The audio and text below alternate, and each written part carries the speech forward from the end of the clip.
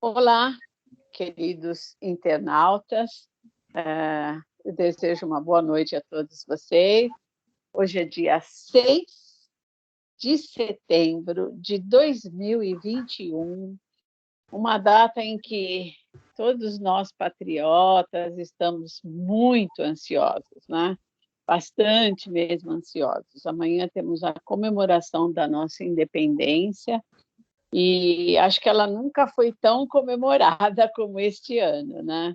E temos algumas manifestações sobre as liberdades de expressão, né?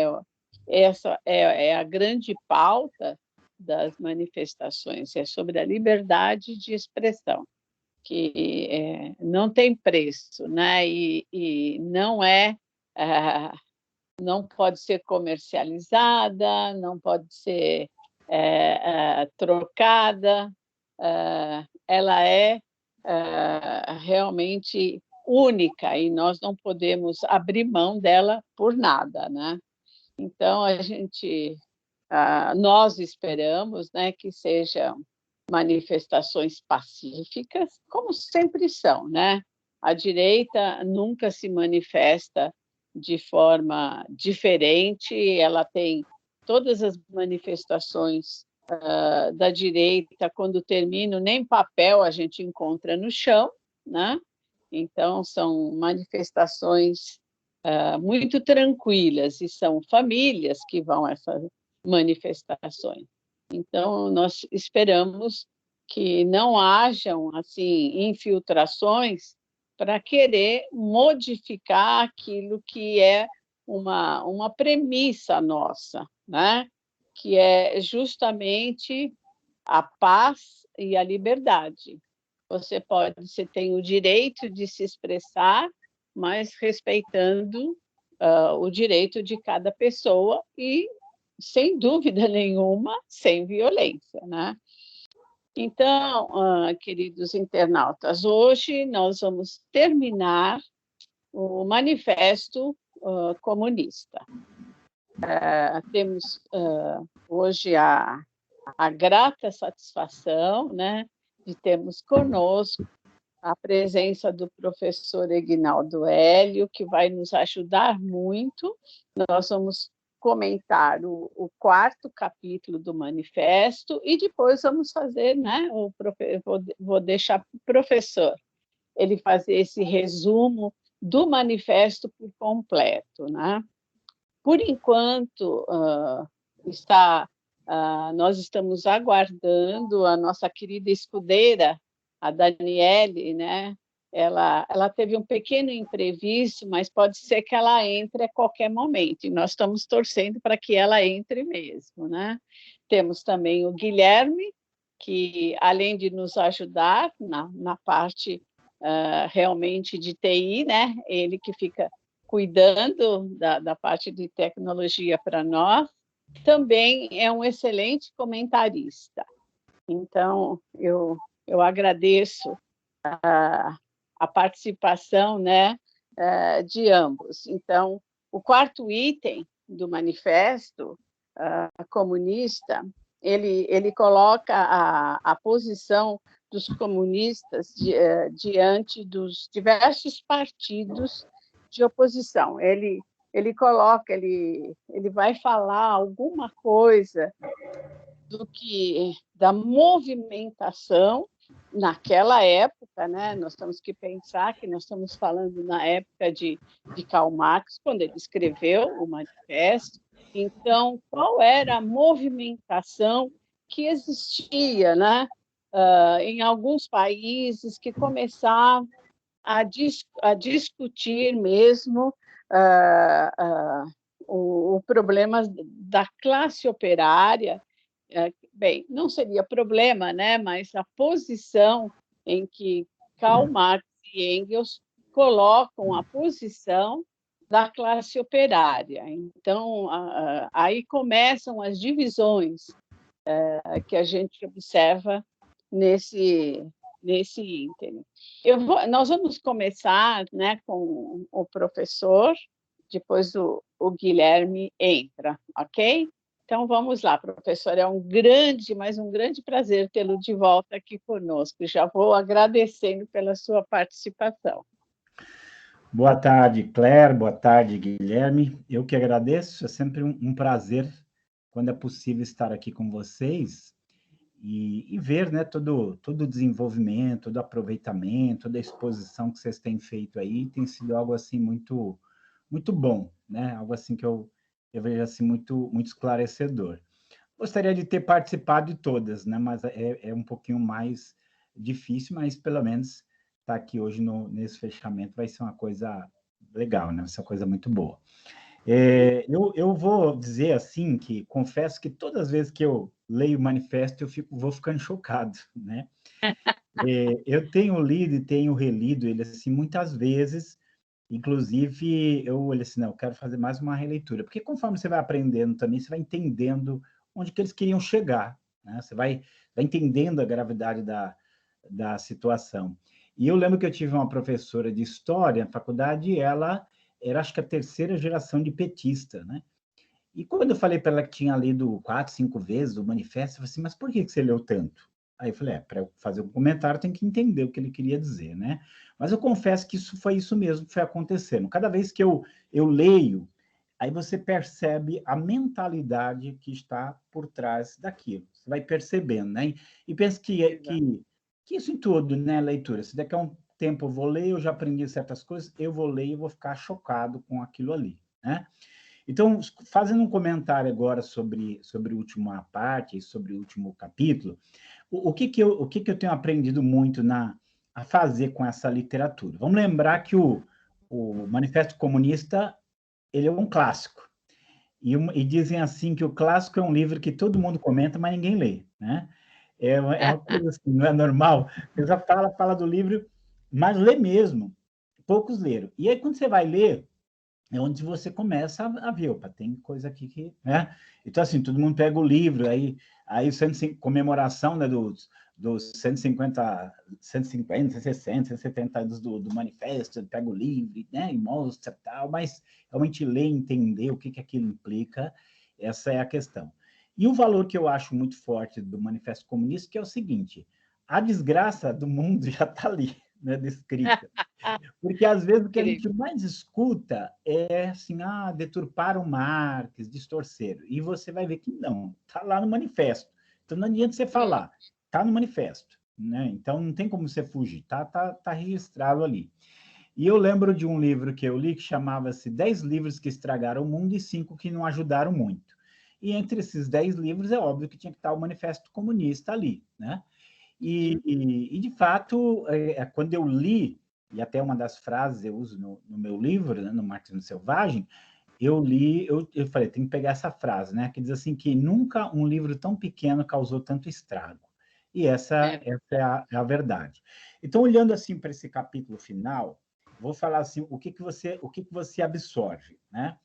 É óbvio que muitas daquelas realidades, elas não existem hoje, né? Que é uma realidade do século XIX. Aliás, vamos dizer que toda a análise da realidade que Marx faz, ela hoje já não corresponde. Então, por isso que eles vão fazendo as modificações, né? Então, por exemplo, você vê que hoje eles não são tanto proletariado, né?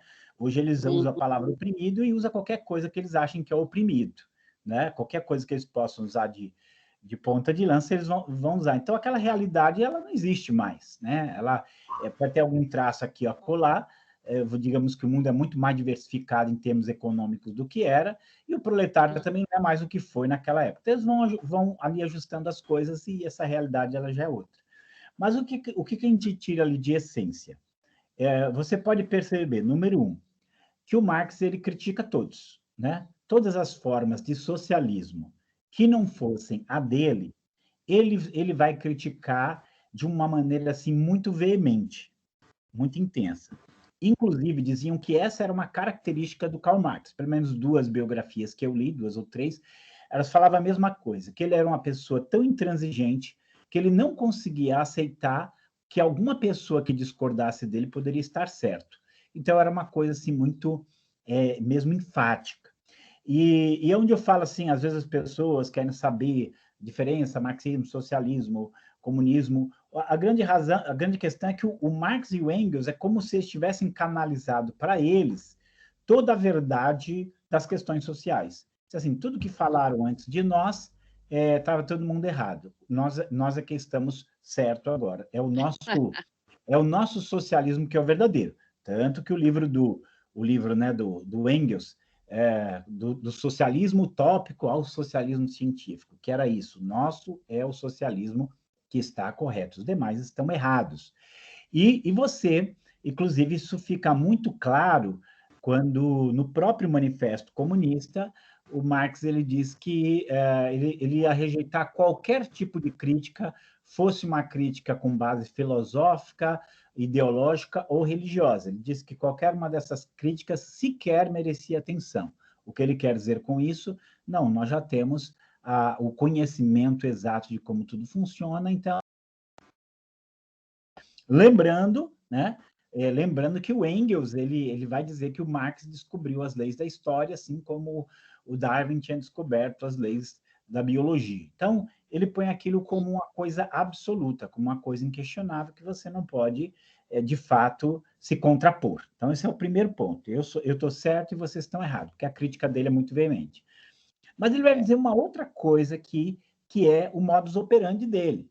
Ele vai também falar, ele vai falar das alianças que eles vão fazendo em cada país com determinados grupos, mesmo que esses grupos estejam errados, mas eles vão fazendo aliança com esses grupos. E aí é o modus operandi que tem sido, inclusive tem uma definição que eles falam que é como se fosse a estratégia do salame, vai cortando fatia por fatia. Então, ele se alia, anula, se alia, anula, se alia, anula. Inclusive com a igreja. A forma deles trabalharem com o cristianismo é assim também. Eles aliam o cristianismo. Ó, isso aí está lá escrito naquele livro do Cristão e o Marxismo, publicado pelo Comitê Lausanne, lá, que era uma série de textos, né, de cartilhas falando sobre vários assuntos. Ele fala assim, que para o marxismo, o cristianismo ele é no mínimo inócuo e no máximo mal, que quando ele alia, ele só se alia para ter um tempo e depois destruir. Né? Então, a gente olha assim, a gente vê que esse é o modus operandi dele. Ele vai se aliando, vai se aliando, vai se aliando e vai engolindo, né? Do jeito que der. Inclusive, a gente pensa assim, né? Inclusive com a força corruptora que ele tem, porque daqui a pouco ele pega os partidos, vai comprando os partidos com dinheiro, e daqui a pouco aquele partido também já está na rede de corrupção ali, e ele tem os dossiês dele, ele anula quando quer. Então, né, é uma coisa assim, muito perversa, muito ruim. Por quê? Porque lendo essa parte final, você vê neles, assim, no Marx e no Engels, uma mentalidade de que nós estamos os certos, nós temos a solução para a humanidade, nós temos a forma na nossa mão, e isso aí tudo que eles estão falando aí tudo coisa errada, tal, não são nada, e a gente só vai se aliar a eles para, no momento, dar o golpe final. E aí, terminando aqui minha fala, porque eu sei que vai ter as falas aí, mas o que eu destaco aqui? Essa coisa assim é quase se ele dissesse assim, nós vamos nos aliar, mas na hora certa, damos o bote, né? Mais ou menos isso aí. Então, ele fala aqui, ó, nunca, porém, em momento algum, o Partido Comunista decura a formação, junto aos operários, de uma consciência clara do total antagonismo entre a burguesia e o proletariado, para que, no momento adequado, saibam os operários alemães transformar as condições sociais e políticas que o sistema burguês cria em armas contra a mesma burguesia, com a finalidade de destruir as classes reacionárias alemães e, assim, poder lutar com a própria burguesia. Então, ele vai falando, inclusive, de alianças com a burguesia, ou partidos pequenos burgueses, mas quando chegar na hora, ele vai pegar essas armas e vai se voltar contra eles para destruí-los, tá? Então, para a gente entender que aqui está revelado o plano. É igual se fala, gente, o Hitler ele publica o Mein Kampf em 1923. Lá já estava tudo escrito o que queria fazer. Mas o pessoal, né, assim, forma como ele escreveu, coisa passa. Mas aqui já está falando, nós vamos nos aliar para depois usar isso como arma e propriamente destruí-los, né? E aqui está assim, ó, terminando agora. Os comunistas não dissimulam suas opiniões e seus objetivos e disso se orgulham, né? Se orgulham do que querem fazer.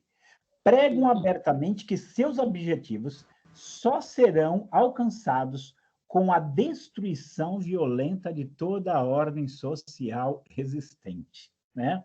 É óbvio que eles podem dizer que a classe dominante se sinta ameaçada na iminência de uma revolução comunista, que a classe operária não perderá com ela, a não ser a sua prisão, mas terá um mundo a conquistar. Então, você percebe, assim, que há uma ameaça aqui do que eles vão fazer. Então, toda o que eles fizeram hoje é mudar a estratégia e, ao invés de derrubar, fazer uma estratégia mais lenta, mais cultural, mas que, em algum momento, gente, mesmo no gramscismo, tem esse ponto em que você tem que destruir o que está lá e realmente tomar o poder de uma maneira agressiva, de uma maneira violenta, como eles falam aqui. Vamos pensar assim, o processo ele é longo, gente, o processo ele é longo. Eu conversei muito com o pessoal da Venezuela, né, ficaram comigo aqui quase 2 anos, estão indo embora agora, e eles falam, o começo lá parecia uma coisa boa, até porque, como tudo lá era subsidiado, então eles estavam na boa, né? Eles nunca imaginavam a situação que eles iam cair. Mas, em algum ponto, isso acontece. Em algum ponto, esse totalitarismo, essa violência, essa tomada de poder, e não só tomada, esse controle total, faz parte do processo, faz parte da cabeça deles, faz parte do intento dele estar aí. E talvez uma das coisas que a gente põe assim, a gente vê essa coisa que eles têm de destruir mesmo. Assim, essa ideia assim, porque a ideia do conservador não é de deixar tudo como está, né? É conservar as conquistas que a história trouxe, é conservar as coisas boas, as instituições, as ideias, as formas positivas que a história trouxe, que a humanidade construiu ao longo do tempo, e usar para o benefício de todos. Enquanto que a ideia do marxismo é uma coisa assim, não, vocês estão todos errados, eu tenho que destruir tudo, e eu tenho que colocar tudo no lugar, né, do meu jeito. E aí é onde destrói, mas, como dizem, né, construir leva tempo, destruir é rapidinho. Então, o que eles têm aí é essa ideia de destruir rapidamente, né? Então, meu primeiro parecer aqui sobre esse ponto, né? Muito obrigada, viu, professor? E que bom, a Dani entrou, né? Entrou na pauta, que bom, Dani. Boa tarde, boa noite, Boa gente. tarde. Eu estou até sintonizada, cheguei correndo. Boa noite. Mas é muito bom. A gente nós não poderíamos ficar sem você hoje. Encerrando, né? Então, encerrando o manifesto comunista, a Dani precisaria estar conosco. Então, eu vou fazer o seguinte: eu vou deixar você falar agora e depois o Guilherme. Pode ser, Guilherme? Ok? Pode sim. Então, Dani, você conseguiu ainda pegar uma boa parte, né, da fala do professor Aguinaldo, e eu gostaria agora de ouvir você, né? Esse quarto capítulo do Manifesto Comunista, né? O que você entendeu, o que passou para você, o que você absorveu desse quarto item? Bom, o comunismo, por onde ele passa, ele é igual a praga dos gafanhotos, né? Que Cristo no Egito, não deixa nada, nem raiz e nem ramo. Então, já começa por aí. Nessa questão, esse quarto capítulo, ele dá a entender o seguinte: eles amam derrubar governos, amam enganar as pessoas, como eles dizem que os proletariados é que governariam a nação, que os proletariados eles teriam melhores condições de vida, eles teriam ambientes favoráveis para estar se desenvolvendo, quando na realidade é tudo massa de manobra, é tudo uma mentira. É como a gente sempre fala, eles oferecem o céu, mas te entregam o inferno. E nesse capítulo também se fala muito da França. E isso é curioso, porque as grandes revoluções sindicais começaram na França, desde a queda do Império. Né? Lembra da Revolução da Guilhotina? Qualquer coisa que estava fora do padrão, guilhotinava. Tanto que guilhotinaram até os que estavam no poder, né? Que eram os reis. Então, assim, Marx, ele vê, né, nessa atitude da França uma oportunidade para que ele possa expandir o império dele, ou melhor, o que ele julgava que seria o império dele, né? Então, com as revoltas que aconteceu na França, principalmente as revoltas sindicalistas, como a gente comentou na live passada, a França tentando se desvencilhar do cristianismo, tentando se desvencilhar do mundo moderno, criou várias regras, uma delas era a semana de 10 dias, que foi um desastre na Terra, onde animais e pessoas morreram, porque ninguém aguentava trabalhar 10 dias e descansar um. Né, sendo que a semana, porque biologicamente quem nos fez foi Deus, e ele instituiu a semana de 7 dias. Então, a cada 6 dias trabalhados é necessário que se descanse um, isso é fisiológico, não sou eu, nem você, nem o sindicato, nem o governo que criou essa regra, essa lei, foi o próprio Deus quando fez o corpo humano, então ele precisa disso, e pessoas que não seguem esse tipo de padrão, elas adoecem muito rápido. Então, a França, em toda essa revolução, ela foi um palco e ela foi fermento para que o comunismo pudesse ser disseminado pela Europa. Embora, num período, ele tenha sido esquecido e engavetado, mas nunca definitivamente aniquilado, né? Ele sempre estava ali, aquela, como que eu diria, aquela rusga, aquela manchinha. Então, Marx viu ali naquelas revoluções e tudo que estava acontecendo na França uma oportunidade de disseminar, né, o Manifesto Comunista, assim como o professor Ignaldo falou, do Mein Kampf lá no Hitler, na Alemanha, que também aproveitou um momento de transição, né, onde a monarquia estava saindo para outro poder assumir. Então, assim, eles são oportunistas. Né? Eles esperam um fato, eles esperam um acontecimento importante para enganar as pessoas. E quando eles estão no... Claro, eles armam, né, aqueles que eles enganaram para poder fazer aquela revolução, aquela revolta. Depois que isso acontece, eles conseguem dominar, eles falam assim, não, agora vocês devolvam a arma porque é para o bem de vocês, a gente já conseguiu, vocês já leram o que nós escrevemos, nós queremos paz na terra, igualdade para todo mundo, nós queremos que todos vivam assim, de forma fraternal, de forma incrível. As pessoas caem nesse engodo, entregam as armas e até a sua vida, e pouco tempo depois vivem no inferno.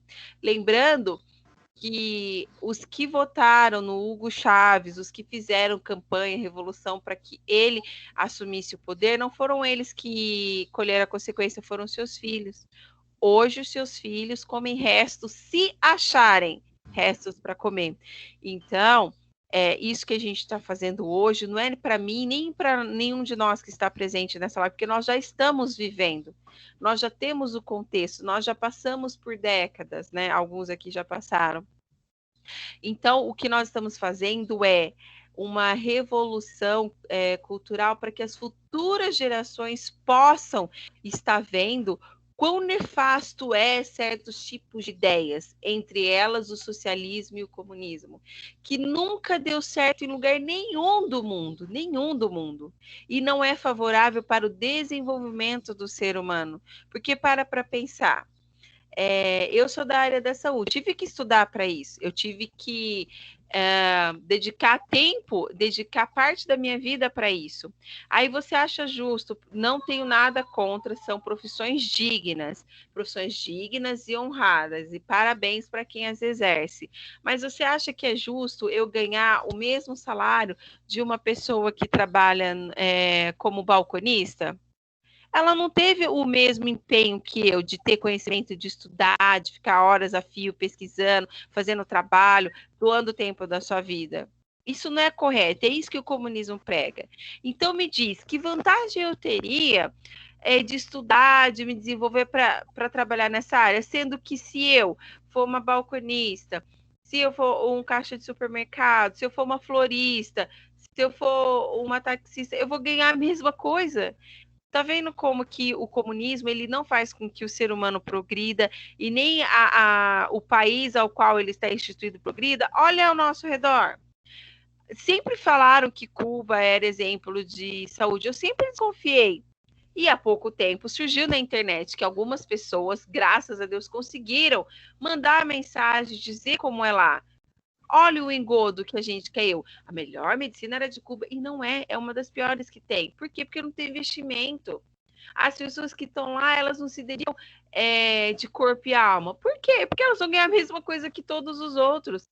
Então, para que eu vou me para que eu vou me dedicar? A não ser que a pessoa queira realmente conhecimento, ser diferenciado no aspecto da inteligência, no aspecto do conhecimento, porque fora isso, ela é igual a todos, não tem diferenciação. Ou seja, Marx, o comunismo, ele é uma ideia fixa de uma pessoa totalmente doente, de uma pessoa totalmente desfavorável com a própria vida. Marx, ele era rico, ele veio de uma família abastada e casou com uma mulher com bastante dinheiro abastada. E ele ganhou o dote dela. E ele pegou e gastou tudo com prostituição e bebida. E outras coisas, né, do submundo. Seus filhos morreram de fome. De fome. Ele disse que preferia ficar nas bibliotecas ou trancado em um quartinho lendo, enquanto a sua esposa arrancava os cabelos e seus filhos gritavam por um pedaço de pão. Eu te pergunto, alguém que idealizou, que escreveu, que diz que é um excelente regime não deveria ter tido uma vida diferente? A Bíblia diz, pelos frutos o conhecereis. E o fruto de Marx e Engels é podre. Então, se você se deixa dominar por esse tipo de pensamento, por esse tipo de ação, a Bíblia diz que você é tolo. Infelizmente, o caminho não é um bom caminho. É um caminho de destruição, um caminho de sangue, um caminho de morte. Então, reflita no dia de hoje aquilo que realmente você quer para o futuro dos seus filhos. Lembrando que nós já estamos aqui, nós já estamos vivendo, nós já estamos contando a história.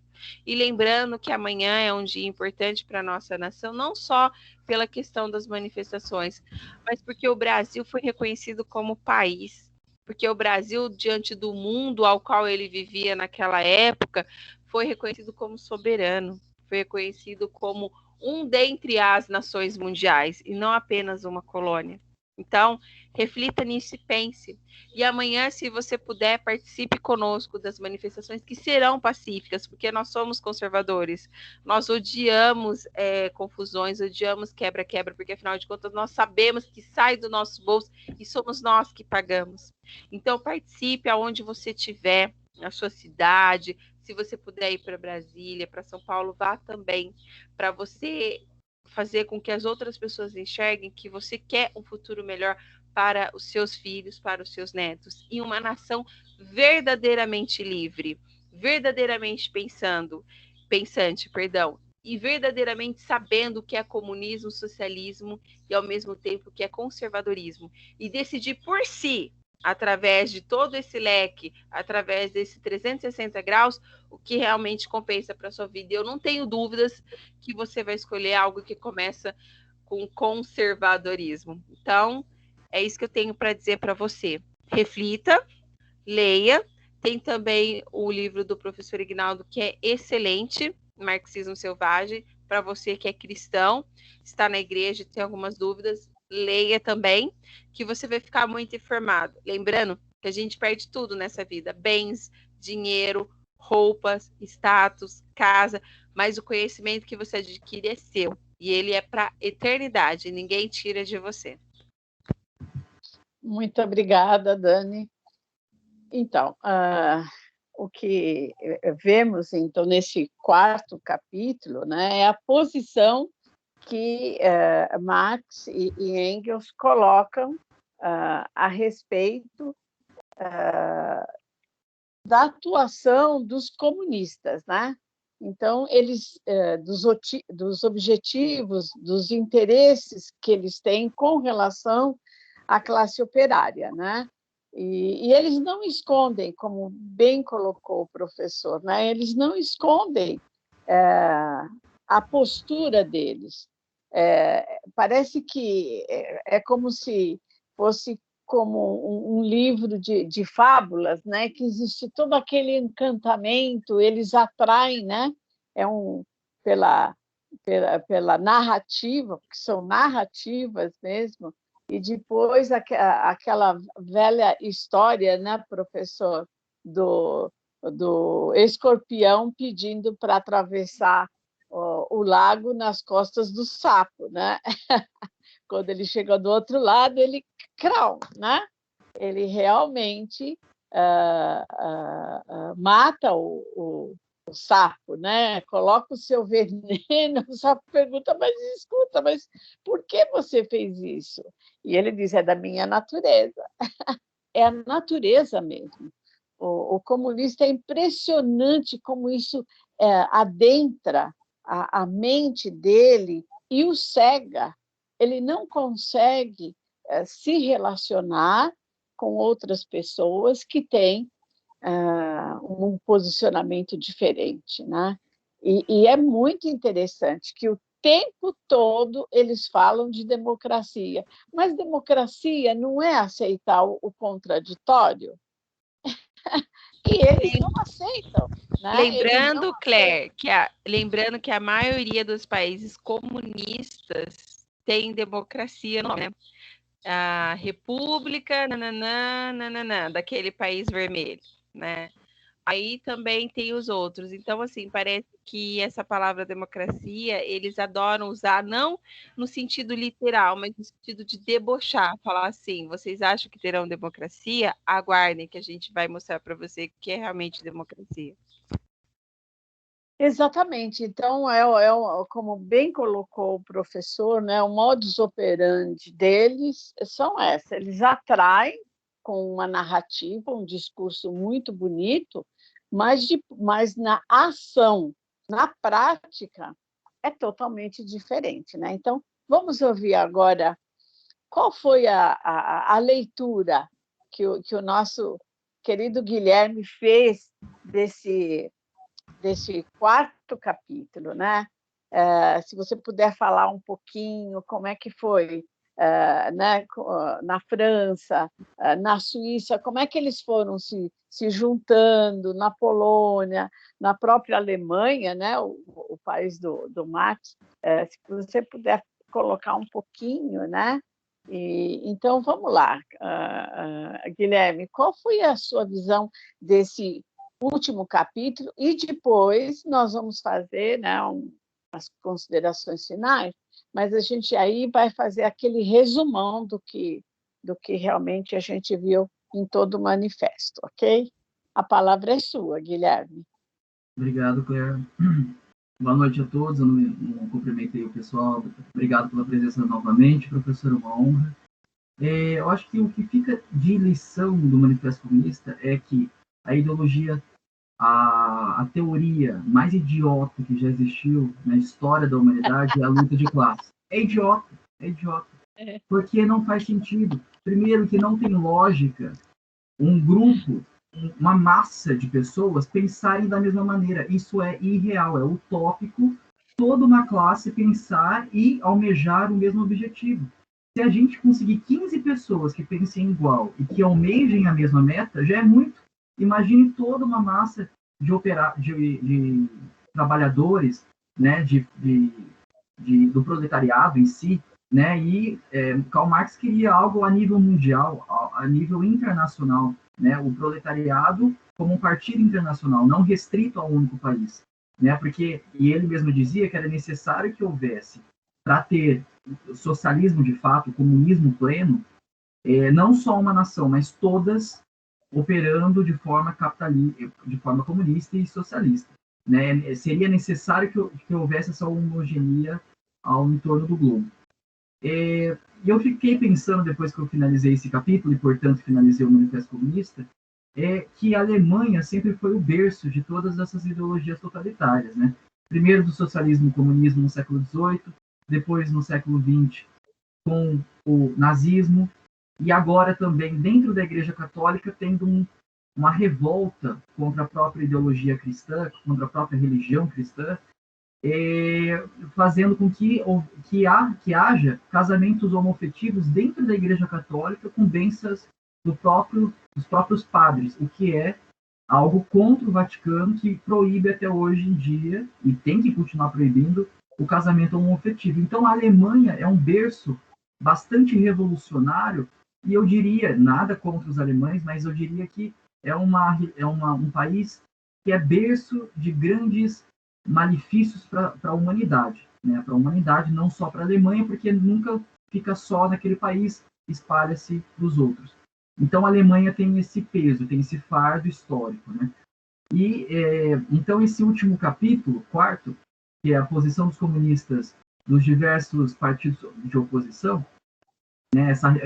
O Marx faz todo esse apanhado comparativo de como eles interagem com os partidos. E, na verdade, ao meu ver, não são partidos, são sindicatos, né? A gente viu ali que no século XVIII foi-se quando começou-se a iniciar o manifesto, o movimento trabalhista, o movimento sindical, e a Inglaterra foi o berço, né, dessa formação desses sindicatos, que depois se espalhou-se para outros países, e a Inglaterra, então, foi a primeira, porque foi também onde iniciou-se, primeiramente, antes de todos, a Revolução Industrial, a primeira Revolução Industrial. Então, lá, então, eles conseguiram, de modo mais, com mais tempo e com mais propriedade, desenvolver, então, ali os primeiros grupos sindicais.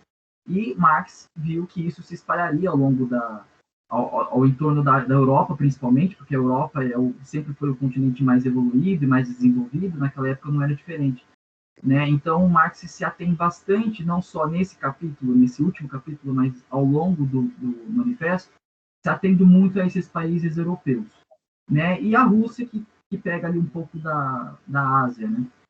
Bom, e aí, então, ele começa dizendo a balela de sempre de que o Partido Comunista tem e possui os mesmos objetivos que os sindicatos, que os proletariados, né? E ele cita os cartistas, que foi, na verdade, o primeiro grande movimento sindical da Inglaterra. Os cartistas, que ao longo da década de 40 e 50 do século XVIII, fizeram grandes ações na Inglaterra a favor de melhorias sindicais, melhorias trabalhistas, que a gente não condena como capitalistas, mas como eu posso dizer que eu sou capitalista, e como capitalista, e o capitalismo tem esse mérito, tem essa qualidade de se adaptar, né, de se adaptar aos tempos e ceder, porque existe lucro para todo mundo, né? Nós não queremos monopolizar o lucro na mão de apenas famílias. Isso é oligarquia, a gente não quer oligarquia, não é bom para o povo. É necessário que haja competição entre empresas para que possa se baratear os valores, os preços, o custo de vida para a população. Então, e aí, então, é essa crítica que ele faz, essa balela que ele faz de falar que o Partido Comunista possui os mesmos objetivos de trabalhadores, quando é uma mentira, porque o único objetivo do Partido Comunista é adquirir poder para si próprio, para a casta dominante do partido, né, que governa de fato, como também para o próprio partido. Então, a causa não é a causa é um meio de se obter poder, né? Então, é uma cortina de fumaça camuflada de bom samaritanismo, de boas intenções, quando, na verdade, por trás está a busca do poder, a busca do totalitarismo, a busca da ditadura e da detenção, então, da divergência, onde não é permitido numa ditadura. Então, é isso que eles visam desde o início. Então, é uma balela dizer que eles possuíam os mesmos interesses dos trabalhadores. E aí, depois, ele fala bastante dos interesses, como que eu posso dizer?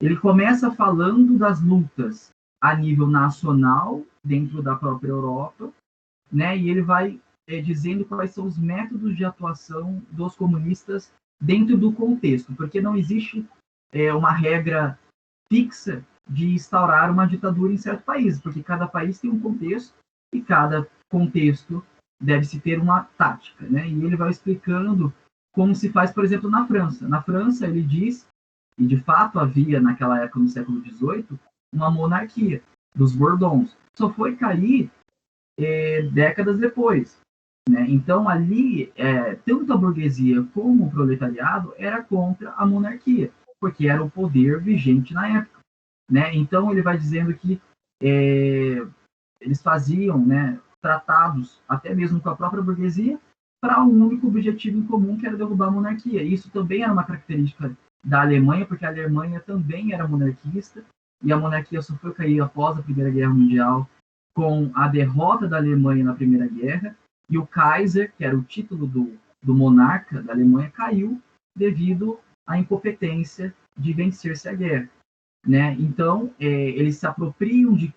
Na verdade, se você for ver a característica dessas nações que o comunismo se apossou, tentou se apossar, não havia pobreza na época, no contexto desses países.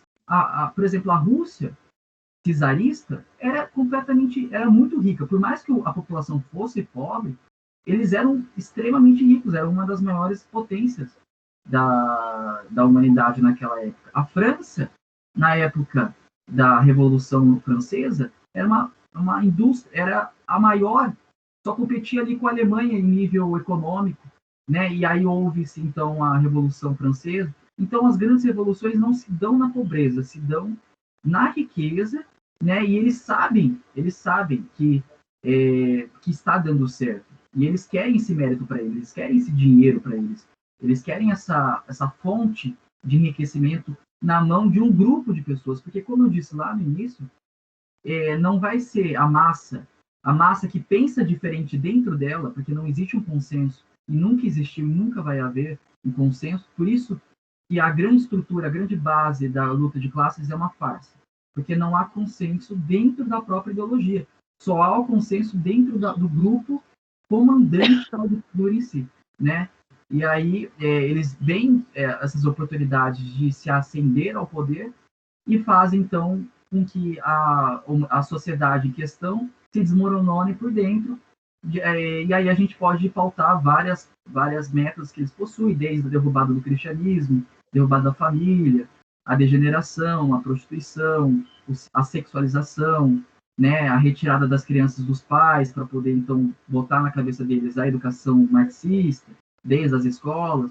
Então, a gente sabe quais são os métodos, a gente sabe que os métodos mudam de país para país, e nós sabemos que o grande método do Marx, da vertente socialista de Marx, é a derrubada, é a instauração do poder via violência. E ele diz isso no manifesto, que só é possível através da violência. Não há outras maneiras de instaurar a ditadura comunista, e é uma das críticas que ele faz aos comunistas e socialistas utópicos que almejavam chegar-se no poder não através da violência, mas através do diálogo, através da divergência de opinião entre os intelectuais, ou seja, por outros meios, senão os violentos. E Marx achava que isso era uma balela e uma perda de tempo, né? Então, como diz o professor Marx, não foi deturpado. Os grandes genocídios do século XX não foram um ponto fora da curva,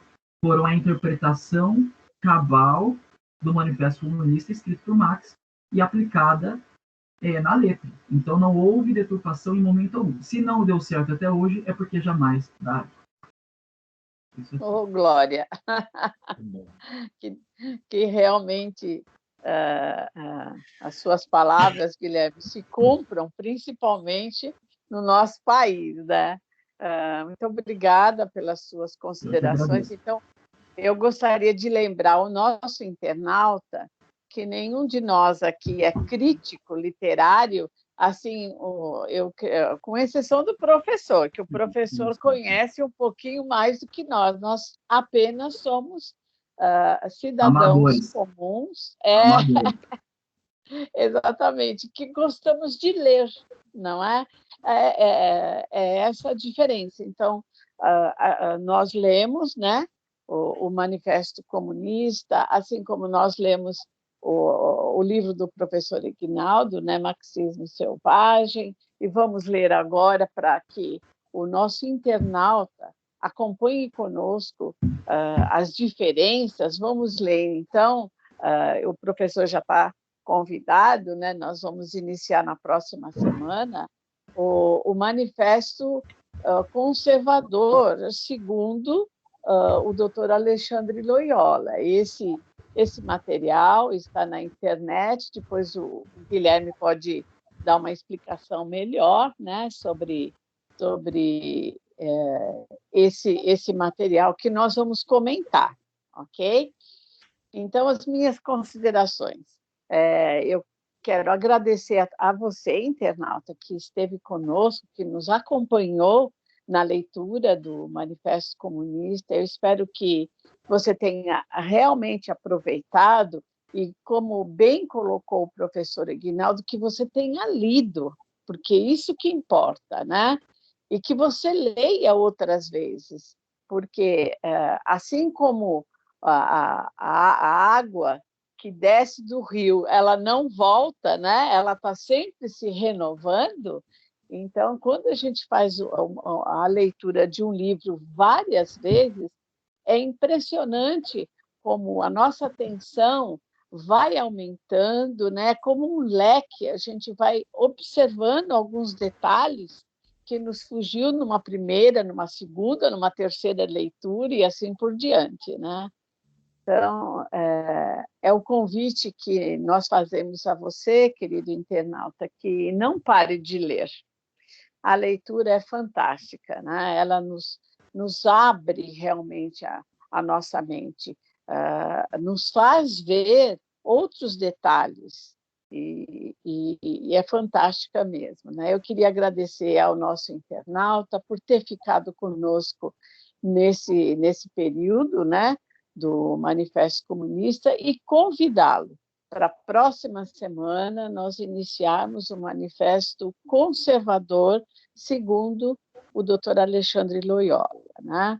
Agora eu vou passar a palavra ao professor Ignaldo, agradecendo de coração, né, a sua vinda aqui, e já queremos convidá-lo para o próximo trabalho que vamos fazer com o Manifesto Conservador. Muito obrigada, eu gostaria agora de ouvi-lo.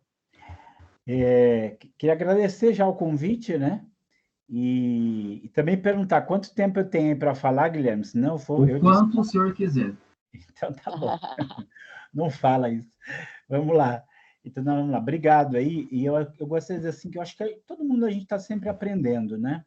Acho que a vida é isso, cada vez que a gente lê um pouco, ouve um pouco outros, a gente vai aprendendo. Aí viu o Guilherme falando, né?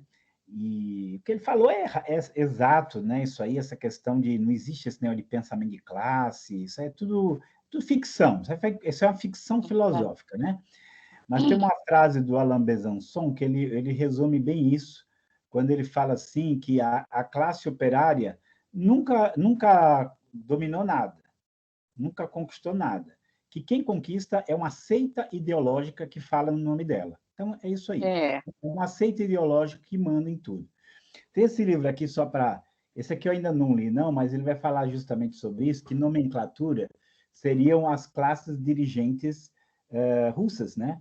Então, é mais ou menos assim, eles falam de acabar de uma sociedade sem classes, mas, na verdade, eles criam uma ideocracia, que é aquela classe ideológica que eles vão mandar em tudo agora, e vão mandar absolutamente, plenamente, cruelmente, e para tirar eles do poder é o problema, né? Se a gente pegasse assim, né? Vamos chamar de ditadura o que aconteceu no Brasil, né? O regime militar, e vamos comparar com Cuba, então, né? Na verdade, os militares não queriam que Cuba se tornasse a ditadura. Bom, o período militar acabou, com alternância no poder, voltou tudo, né? Na hora exata voltou, e a ditadura cubana continua até hoje. Por aí a gente já percebe um pouquinho a diferença das coisas, né? A gente já vê um pouquinho. Só não vê quem. Não vou nem dizer que não vê quem é cego, não vê porque não quer ver, porque esse pessoal não quer ver mesmo. Mas aqui, fazendo esse encerramento, né, do Manifesto Comunista, né, e muito bom, acho que é muito proveito assim, ler e comentar, né, traz um enriquecimento muito, muito grande. Mas, como eu disse para você, assim, eu fui me chocando com as coisas, porque você nunca imagina que isso está escrito ali. Mas aqui uma coisa que foi falado: as ditaduras comunistas que surgiram na história, e que normalmente os defensores do marxismo querem falar que foi deturpação de Marx, na verdade, foi justamente a aplicação de Marx, né? Exatamente. Tem um comentário de um jornalista britânico chamado George Monbiot. Ele escreve um livro chamado A Era do Consenso, é uma defesa até de um governo mundial, fora da ONU, uma coisa assim. Mas ele faz um comentário lá muito interessante, porque ele fala que no começo ele acreditava nisso, né, que essas ditaduras eram uma fuga daquilo que Marx tinha ensinado. Ele falou que não. À medida que você vai estudando, você percebe que é justamente ao contrário. Quanto mais as ideias de Marx foram aplicadas e seguidas ao pé da letra, mais intensa, mais absoluta, mais cruel foi a ditadura. E quanto menos foi aplicado, ele até dá o exemplo do estado de Kerala, na Índia, de que essa situação foi menor ali, né? Aí eu pego assim o livro aqui, o Manifesto Comunista, gente, está tudo aqui, né? A coisa assim a, a descrição de um Estado totalitário está aqui, né? Ele fala assim: centralizar os instrumentos de produção na mão do Estado. Essa centralização, ele vai falar da centralização econômica, da centralização educacional, ele vai falar da centralização de tudo na mão do Estado.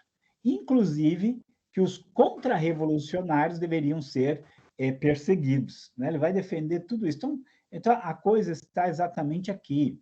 Eu fiquei muito chocado quando ele vai falar sobre a família, mostrando que um dos objetivos é a destruição da família. Quando ele vai falar que o objetivo do comunismo é acabar com todas as verdades eternas, inclusive com a moral, né? Então, assustador. É assustador.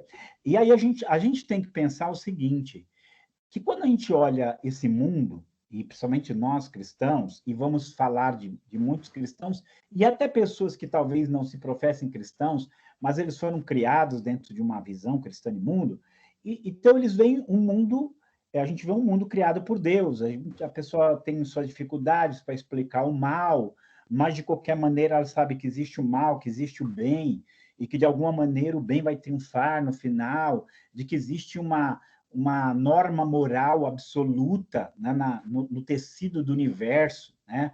Aquilo que o Kant chamava do imperativo categórico, ou seja, existe uma norma de vida, que existe uma linha do certo e do errado, né, que Deus estabeleceu, existe uma estrutura nas coisas, por exemplo, o casamento não é uma construção social, ele é um dado.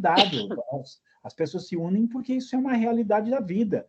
A família não é uma construção social, ela é uma construção natural, faz parte daquilo que nós somos, né? Então, por quê? Porque a gente entende que tem um criador que fez tudo isso. Mas quando você vai para o Marx, você tem que entender o seguinte: ele aboliu da mente dele, e aqueles que estão caminhando com ele, seja um Engels, seja outro, eles aboliram a ideia de um Deus criador que dá uma essência para as coisas. Então, enquanto que eu e você vamos explicar um mundo através de uma mente inteligente, o Marx não tem isso, ele tem que procurar outros caminhos. E então, mais ou menos assim, como não existe um criador que disse como as coisas são, então, como é que essas coisas surgiram? Então, eles começam, você pega a origem da família, da propriedade privada do Estado, ele vai explicar tudo de maneira completamente diferente para um mundo que existe um Deus que criou e fez. Então, realmente, quando ele vai olhar, ele vai ver que tem alguma coisa errada, mas também ele não vai dizer que essa coisa errada tem algo a ver com Deus moral, né? Não tem a ver com Deus moral, porque esse Deus moral não existe. Então, eu tenho que procurar a raiz em outras coisas. Em outras palavras, daqui a pouco ele está vendo um mundo fantasioso, que não é um mundo real, ele está fazendo uma leitura da realidade completamente diferente daquilo que ela é, e ele então se acha lutando contra essa realidade. O que é lutar contra a realidade? É matar pessoas religiosas, porque você sabe que isso é o que o comunismo fez e faz ao longo do tempo. É trabalhar pela abolição da família de um jeito ou de outro, né? De um jeito ou de outro, porque do jeito que ele puder vai fazer. Na União Soviética, depois da Revolução, eles aboliram a família, até perceber que não podia viver sem ela. Uma outra maneira é colocar o Estado antes dos pais para dominar a cabeça dos filhos. O Marx chega a falar no Manifesto Comunista de uma sociedade de mulheres. O que é a sociedade de mulheres? É que não tem esse negócio de casamento monogâmico. As mulheres são de todo mundo agora. Ele vai defender essa ideia, está lá, defendida com todo espaço. E aí aquela coisa que também os pensadores do mundo têm falado, se não existe Deus, qual vai ser o poder maior que existe? Então, o poder maior vai ser o Estado. Mas não um Estado qualquer, aquele Estado dirigido e orientado por essas pessoas que o Thomas Sowell chama de a classe ungida, porque eles são as pessoas esclarecidas, que sabem a resposta de tudo, que sabem mais do que você o que você precisa. E aí, então, ele vai impor esse padrão sobre você, essa coisa sobre você. Então, é onde entra o absolutismo. Então, qualquer pessoa que tenha sido capaz de ler o Manifesto Comunista e entender os fundamentos que estão por trás dele, vai ficar, de fato, assustado e vai perceber que o que aconteceu era o curso natural das coisas com qualquer pessoa que acreditasse no que ele escreveu. Né? Um mundo sem Deus, né? Um mundo sem Deus, que se fez sozinho, né? Que é pura matéria, né?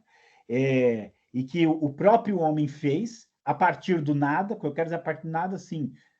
Claro que o homem tem a sua participação na formação de tudo, mas ele forma a partir de uma coisa dada, né? de uma realidade dada. Então, por exemplo, o casamento de um homem com a mulher, você que vai lá, escolhe e você casa, mas é uma realidade dada. Um homem que se atrai para uma mulher para um homem que quer construir uma família. Então, essa é a realidade dada que você vai construir. Se é boa, se é mal, você está ali construindo aquilo. Mas dentro da visão de Marx, não. A frase dele, eu olho hoje, assim, quando ele fala, né? Os filósofos, antes de mim, eles queriam interpretar o mundo, eu quero transformá-lo. É como se ele dissesse assim, eu não quero saber se saiu uma cafeteira, eu quero que ela frite ovo, né? Eu não quero saber se saiu uma cafeteira, eu vou usar como barbeador. Então, é mais ou menos assim, eu não quero saber, eu não quero conhecer a realidade. Eu sou Deus, eu quero moldar a realidade. Então a gente olha assim no Manifesto Comunista esses traços e o grande problema, né? Ele vem moldado e revestido de toda uma linguagem política, sociológica e técnica. Então ele disfarça a visão de mundo tão perigosa, tão destrutiva e tão maligna que está ali na sua raiz, né? E assim também algo que a gente precisa trabalhar muito. Eu inclusive falo muito isso, né? Quem foi o maior crítico dos judeus? Os profetas do Antigo Testamento ou Hitler? Se você for olhar, os profetas foram muito mais críticos dos judeus do que o próprio Hitler. Só que os profetas tinham a visão correta do mundo e o propósito correto na sua crítica. O Hitler não. Ele tinha uma visão distorcida de mundo e um propósito maligno nas coisas. Então, quando chega um comunista criticando a pobreza, criticando o sofrimento de alguns, criticando as coisas, as pessoas acham que eles estão certos só porque eles estão criticando. Só que a visão de mundo, a partir da qual eles criticam, e a solução que eles propõem, com certeza, assim como a história prova e a realidade prova, nunca vai terminar em nenhum bem. Vai terminar em catástrofe, e mais catástrofe, e mais catástrofe. Então, a nossa luta, até digo assim, né? Estou lendo muito C.S. Lewis e é muito bom ele, né? Ele é. O Marx nos criticava porque a gente acredita no mundo celestial, num futuro maravilhoso preparado por Deus, né? E ele tudo que ele fez foi indicar esse mundo perfeito, que em 150 anos, o que ele propôs só trouxe mais dor, dor, dor e dor real, e nada de bom, né? E não vai chegar nunca lá. E ele rejeita qualquer esperança posterior. E nós, que temos a esperança do futuro, a esperança do além, a esperança transcendental, temos a coragem de ficar aqui e lutar nesse mundo para que esse mundo, de fato, seja um mundo melhor, não essa utopia que só tem se transformado em verdadeiras distopias onde quer que tem ido e que tem caminhado, né? Então, essa nossa luta, esse nosso esforço, esse nosso desejo, né, de combater tudo isso, não é porque para nós queremos o paraíso aqui, é porque a gente não quer o inferno aqui. A queda já trouxe consequência demais para somar ainda esse espírito de rebelião, né, que permeia todo o manifesto comunista, querendo destruir moral, religião, família, colocar o Deus-Estado sobre tudo, né, o Deus-Estado sobre tudo, e a gente sabe que o resultado disso sempre foi dor, miséria e tudo mais que não presta, né? Então, o que estiver ao nosso alcance, a gente tem que se levantar e tem que fazer, né? Eu quero até falar assim, fiquei muito feliz, depois da nossa última live, né? Participei, fui lá para a Bahia, numa igreja lá em Jaguaquara. Mas como eu fiquei feliz assim de ver a receptividade, de ver o entendimento, de ver a busca deles por compreender. Teve igreja, assim, teve igreja como era, tinha, né, é tudo filmado, né? Ali tudo ao vivo ali. Tinha igreja que abriu e na igreja reuniu o pessoal e o pastor falou: achei que não vinha ninguém porque era uma coisa diferente, e as igrejas tudo lá ouvindo. E adolescente, a gente vê assim, adolescente, sabe, se mobilizando e aprendendo para poder, porque eles sabem como é que é na escola e eles ali prontos para lidar com a escola, para lidar com a universidade. Então, estamos aí nessa batalha e essas coisas, porque é aquilo. Tá aqui que livro vai chegar o comunicado, esse livro aqui é maravilhoso. Quantas vezes, gente, eu fui olhar para fazer, inclusive, a palestra lá, só esse livro, A Origem da Família, da Propriedade e do Estado, tem mais de 20 edições atuais desse livro.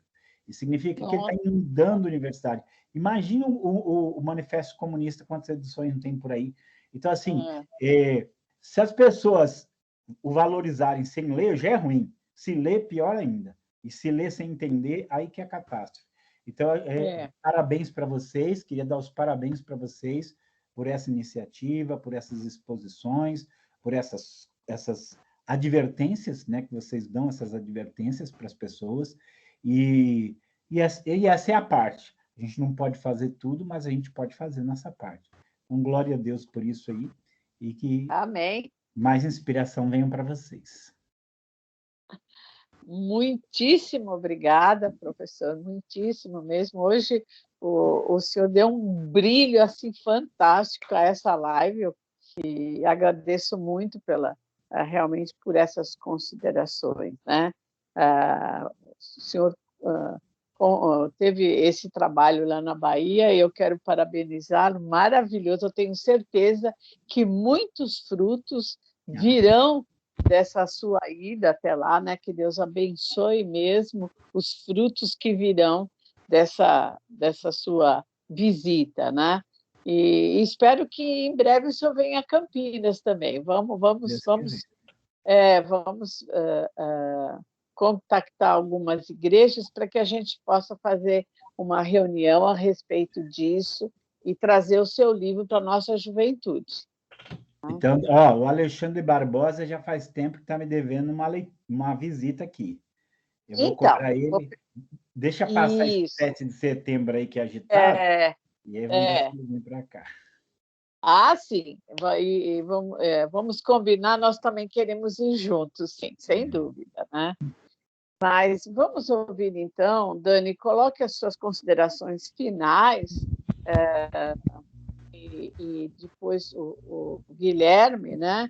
E a gente realmente colocar o encantamento tão maléfico, né, que o Manifesto Comunista fez à sociedade, e então para que os nossos jovens entendam, né, a negatividade do que é esse livro. Vamos lá, Marcelo. Bom, a minha fala é: estudem, procurem saber. Não aceite que as pessoas pautem a sua vida. Nem acredite no que a gente está falando. Pesquise para que, através do seu próprio entendimento, seu próprio conhecimento, você veja quem realmente está falando a verdade, quem realmente se interessa pelo seu bem-estar. Porque para nós aqui é muito fácil, entendeu? A gente tem nossa vida, tem nossas carreiras. Por que a gente estaria aqui? Se a gente realmente não tivesse interesse que você tivesse o controle da ciência, do saber nas suas mãos. Então, a gente tem uma grande preocupação com esta e com as futuras gerações. Então, o que eu tenho para dizer é isso.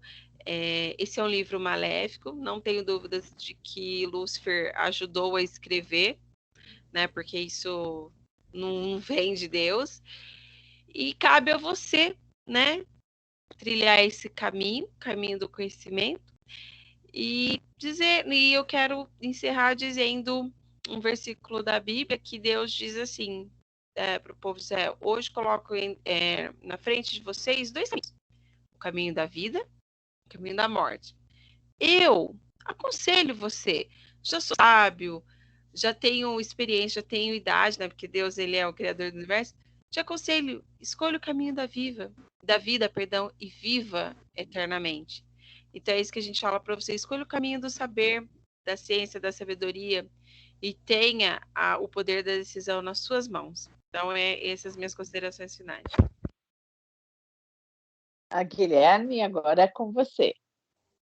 Eu acho que o método e a meta dessa live desde o início, de todos nós, e eu falo por todos, é criar um senso crítico a todos os telespectadores que assistem cada live nossa.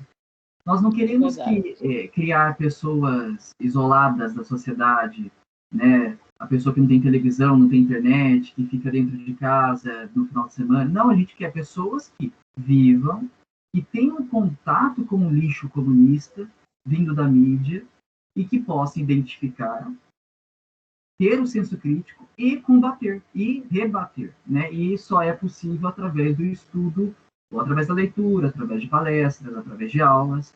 E a gente espera ter contribuído um pouco.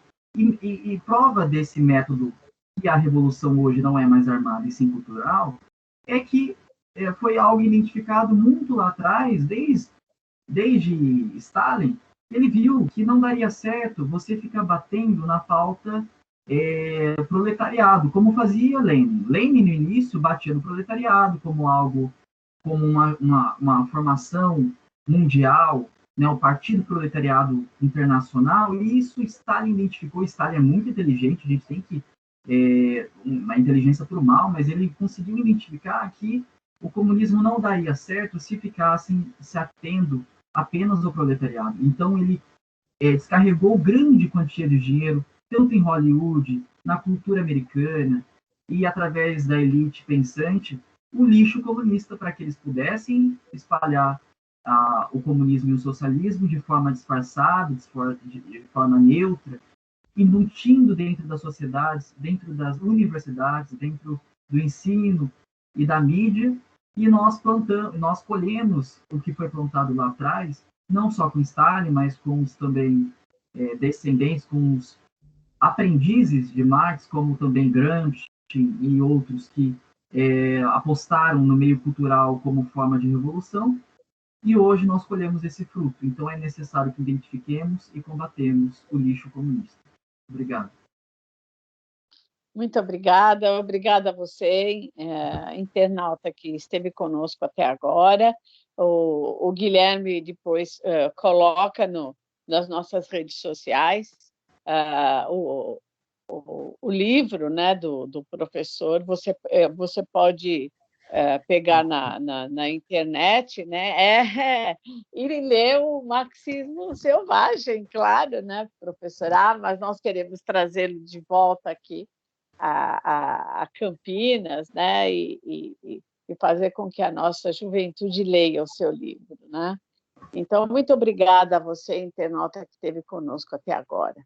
Uma ótima semana, um feriado, um 7 de setembro maravilhoso, que possamos ter mesmo, sabe, um dia em que a democracia de verdade, a democracia verdadeira possa prevalecer, né? Um abraço a todos.